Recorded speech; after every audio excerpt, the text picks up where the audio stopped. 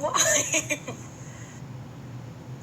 All right. Hi, everybody.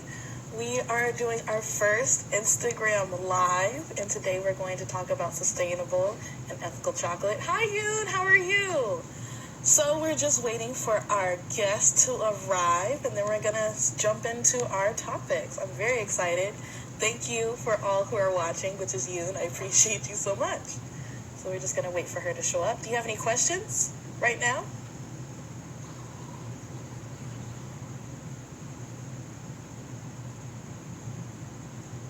No?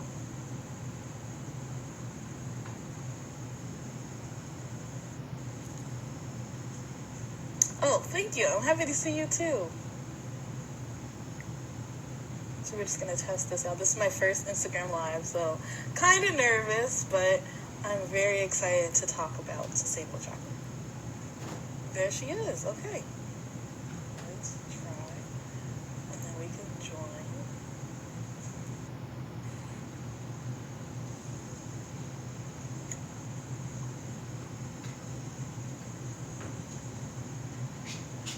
Hello? Hi. We did it! No way! Yeah. How are you? Fabulous. I'm doing great. How are you? I'm good. I'm nervous, but I'm good. Oh my goodness. I was nervous that I wouldn't know how to get us connected on IG Live. And as long as we've done that, everything else is fabulous. Yes. So, for everybody who's watching... Huh? Oh, okay. Okay. So for everybody who's watching, I would like to introduce Miss Valerie Beck. She was my teacher back at Kendall College. She was my teacher for business law. And then she had she really likes sustainable chocolate. She actually introduced me into what sustainable chocolate is. Before that, I had no idea. Because as most of you guys know, MikkiChewz started the 5th grade science project, so I was just using any chocolate I could get my hands on. But Miss Beck, she educated me, and she taught me about the world of chocolate and the world of sustainable chocolate and the evils of the chocolate industry that I didn't know anything about. So, Miss Beck, if you'd like to introduce yourself and your business and everything like that. Oh my goodness. Thank you, Mikaela. First of all, I'm just so proud of you. I mean, thank you. Well, it's true. Not only were you an A student at the top of our A list, but now you are an A alum, a true blue entrepreneur, not only making delicious products, but making products that have, as you say, childlike joy and an ethical soul, and you are really living what you believe, and I really applaud you for that. Thank you. Yes. So I was just going to say, I won't tell, embarrassing classroom stories about you because there were none. You were just perfect all the time. And I'm just so honored. Thank you. So, Miss Beck, how did your love for chocolate grow? Oh my goodness. As you know, it started early and we're still picking up steam. I first fell in love with chocolate that I can remember at age 4. So just like you had kind of a childhood basis to your business, you could say that I did as well. I came home from kindergarten so excited because I had been given not just milk, which to be honest, I think I was born kind of vegan-ish. I just didn't catch the vision of milk. So the teachers gave me chocolate milk. And I thought, oh, now we're getting somewhere. So, I've been obsessed with chocolate ever since then, not only wanting to keep enjoying it, of course, but always to keep learning about it. Where does it come from? How is it made? How can I be sure that I'm supporting something that I believe in the chocolate choice that I make, and then, of course, enjoying more of it. So to kind of tie up that thread, I was able to take my chocolate love and turn it into a business, just like you were. And I had a college bump to my idea, just like you did as well. I think we're on a similar length, aren't we? Yes. So I met you when you were in college, and a million years before that, when I was in college. It's all good. I was studying abroad, so I went to Harvard undergrad, and then I studied abroad at the Sorbonne in Paris. All of that was a dream come true, a double dream come true. And when I was in Paris, I started, walking around to sample all the great chocolate pastry there, and there's a lot of it, as we all know. And the idea just came into my mind. Wow, maybe one day, I said to my 19-year-old self, I could start a business that would be a tour company, letting other people learn about and enjoy chocolate like I am. So way back then, a million years ago, there were no chocolate tours or anything of that nature. So I got the idea to start the first one. And then after I decided I didn't want to be a lawyer anymore, that's a whole other topic, I started the first chocolate tours business, grew it across the country. We had 50 team members and just introduced so many tens of thousands of people to find and ethical chocolate, as well as pastry side of life, which is so crucial as well. And that's how I got started in my first business. And long story short, today what I do mostly is work with chocolate makers to help them with all of their many needs. For example, they want to get beautiful chocolate bars. I don't know if you can see some of the spread I've arranged here for us. It's a little bit blurry. Let's see. No, I have no idea how to fix that. Students here to help me, like in the old days. That helps me worse. If there's a little bit, if you could put one close to the camera, that might help so people can see the bar. Zoom. I can see. That's nice. Okay, it's still just a yellow brick. We can't read anything. Gosh, I don't know what to do, except sometimes in class we would say, use your imagination. Yes. All right, that's fine. That's fine. What we're going to have to do. So I help chocolate makers, like the ones that you can use your imagination. I got spread in front of me, and I lined them all up so orderly, but that doesn't matter now. I hope that with anything they might need, such as getting distribution into stores, I'll be their distributor and their broker. Maybe they need some consulting, sourcing, public relations, whatever it is that they need. I love helping them. So that's part of what I do now, and I love it.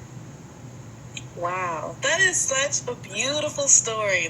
You're so lucky to go to the motherland of pastries and chocolate, and then be able to explore that. That is really, really great. So you focus on mainly sustainable and ethical chocolate. Is there a difference between using the word sustainable versus ethical chocolate, and your standards? What counts as sustainable and ethical chocolate? Yeah, that's such a great question, because there's a lot of terminology out there, right? Yeah. Fair trade and direct trade and transparent trade and organic and ethical and sustainable, and what's it all about? What I like to do is think about two things. Is the chocolate, or is any product, good for people, and is it good for the planet? And then beyond that, we can sort of parse out some of the terminology.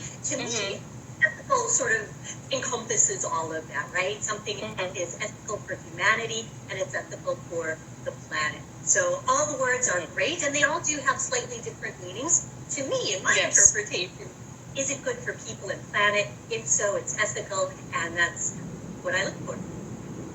All right. So some corporations don't use ethical and sustainable chocolate. Why do you think that is? Oh, another great question. I think the quick answer is greed, and the other quick answer is habit. And I don't mean to accuse everybody who's in the non-ethical chocolate world of the most evil intention. I know many people who work for big chocolate brands, and they are just delightful, lovely people, and I give them a hug every time I see them, and I say, when are you going to step into the light? And one day they will. And so the really sort of fascinating dark side, you might say, of chocolate is that on the one hand, it's always been a sacred elixir that has uplifted people and planet. That's why my company is called Chocolate Uplift. We want to uplift people and planet through chocolate. But on the other hand, after European colonization of the Americas, where chocolate is native to South and Central America, the colonizers took the cocoa beans throughout South America, throughout Central America, throughout Africa, even throughout parts of Asia. And from that point on, say around the 1500s, chocolate in many parts of the world has always been grown from slavery cacao. So the idea of being able to have unpaid enslaved people grow your product so that you can sell it at a higher profit, what would you call that? Greed, evil, colonial history? But that's where a lot of the problems of chocolate stem from. Now, you might ask, well, gosh, Valerie, this all happened starting in the 1500s. Why haven't we solved the problem yet?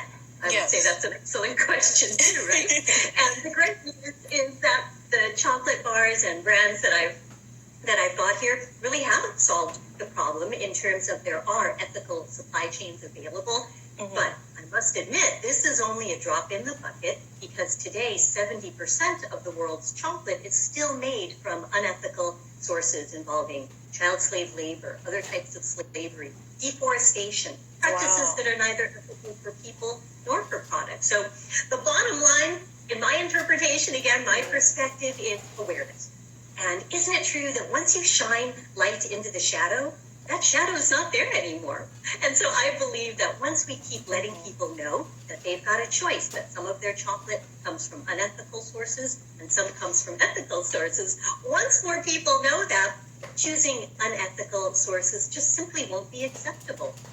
I just can't imagine wanting to have exactly some negative, evil components to anything in my world. And the more we see that exists, the more we want to fix it. So I'm very optimistic that we're going to continue to see some positive outcomes. Yeah, me too. Me too. I want to be one of those chocolate companies that use the sustainable, ethical chocolates. That's my goal. So when you are sourcing other chocolate brands, or when other chocolate brands come to you for your help, what do they have to have in order for you to work with them? Yeah, so I love being able to meet people who are new on the chocolate scene or new to me, because there's just so much creativity happening in the chocolate and confection world today, isn't there? So what I look for is, and you're a great example of the ultimate delicious treat. I just had some MikkiChewz here to lay out in my spread, but next time when we can get together. Yes. So I look for what I call the 5 S's. Okay. And the first one is the chocolate slavery free? That's, for me, number 1, that no people were enslaved and no children were harmed in the production of what is supposed to be a beautiful, delicious product. I look for slavery-free. I look for sustainable, and I know you mentioned that great word as well.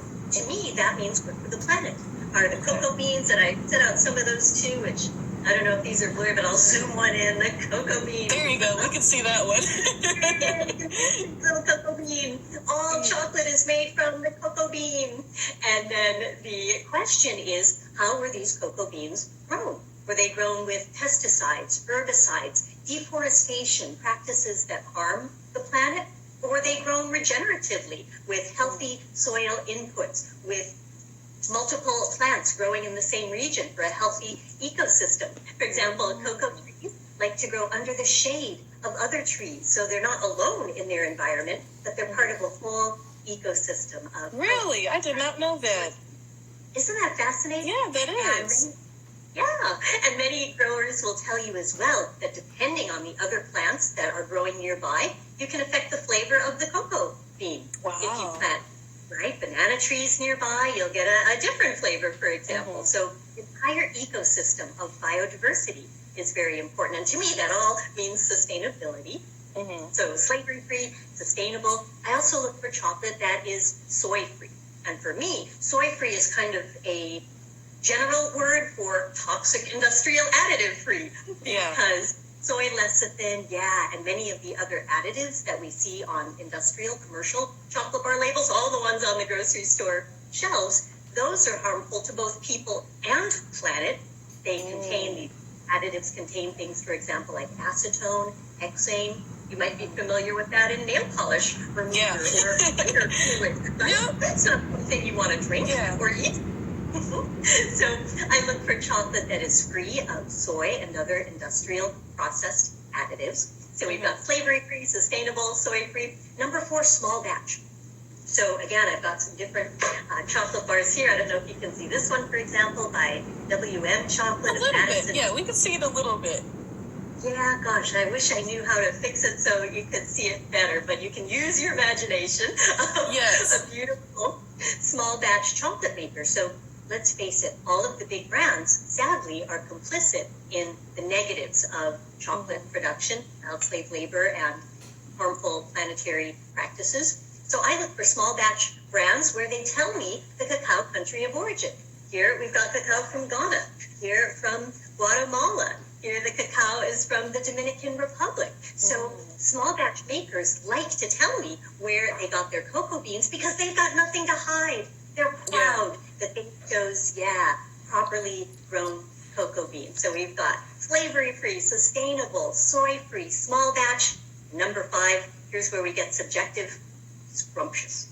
I want to love the chocolate because for me, I can best support the chocolate maker if I am such a fan of what they do.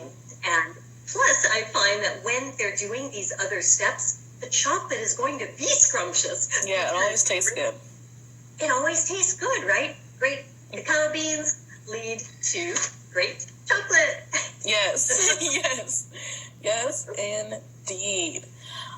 So where can we find these brands that you work with? Our team is online from Kendall College. Oh, Yay, good. my team.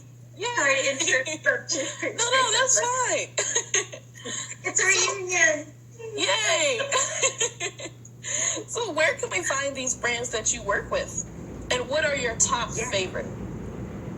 Oh boy, now those are great questions. Top favorite is such a hard question because they're all like my children or my nieces or nephews, and I love them all so much. As to where to find them, luckily, no matter where you are and whether you're leaving your house or shopping from home, you've got some great options. So let's take for a moment the case that you're in Chicago or in the Midwest. I've got bars here that are made right here in our location, which again, you might have to use your imagination to really see them. Could you say the names of the brands? Yeah, we've got Violet Sky Chocolate made in South Bend, Indiana. We've got Crow and Moss Chocolate made in Michigan. And we've got WM Chocolate made in Madison, Wisconsin. So 2 ways to get bars like all the ones that we're talking about. You can go directly to the makers. In some cases, just go to their website. Some have online shopping, some do not. Second way to get these bars is go to some of the retailers, small businesses, independent, hardworking entrepreneurs who are buying these bars wholesale and then selling them to you retail. So, for example, here in the Midwest, you might go online to yaharachocolate.com. Yahara is the name of the river in Wisconsin where Brooks Store is located. So if you go to Yahara Chocolate, he will ship you any of these great bars that you want. If you're in Chicago, you can go to Coco & Co. And we went there in hot chocolate that time. As you remember. So Kim, who owns that store, great businesswoman, will also ship you any bars. And you know what? I can put a list of some retailers who are shipping on my Instagram because there's Honey Creeper and there's Rare Bird and there's Beacon Hill and there are just so many great ways. I guess what I'm trying to say is lockdown, quarantine, unconstitutionality, however you want to look at it, you can still get great ethical chocolate. There's no reason not to. Shipping overseas can be arranged as well. So we're going to have everybody covered. Wow, that's exciting. Good. Is there anything else that you'd like to educate our audience about?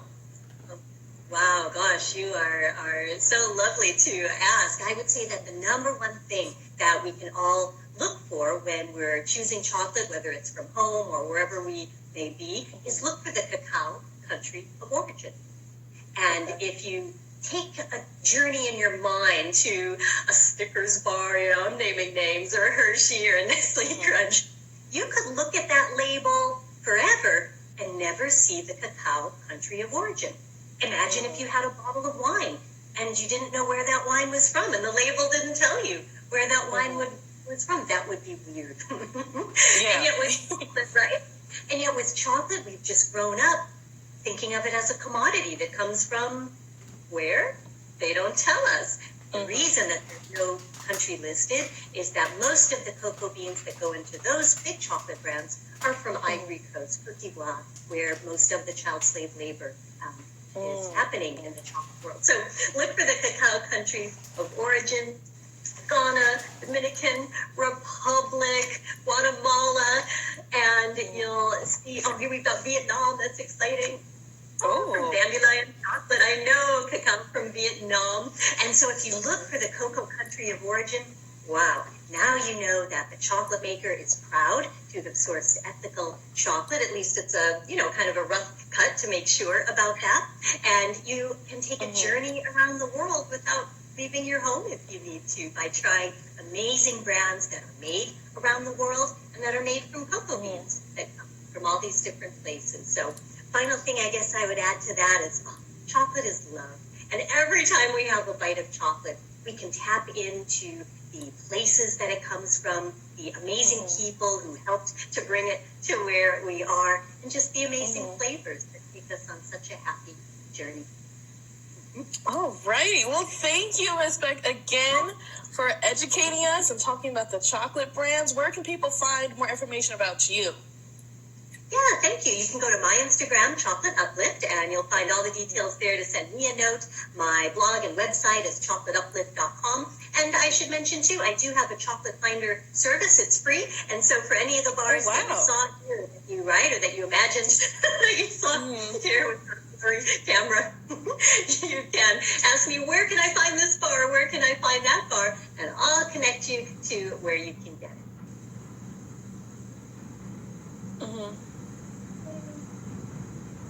Oh, this is fun to me and to educate the MikkiChewz fans and everything like that. I really appreciate you taking the time. You are too kind and so amazingly talented, and I can't wait to get my hands on some more MikkiChewz confection. So thank you for having me. Thank you. Okay, everybody, we'll see you later. Bye. Oh, boy. Yes.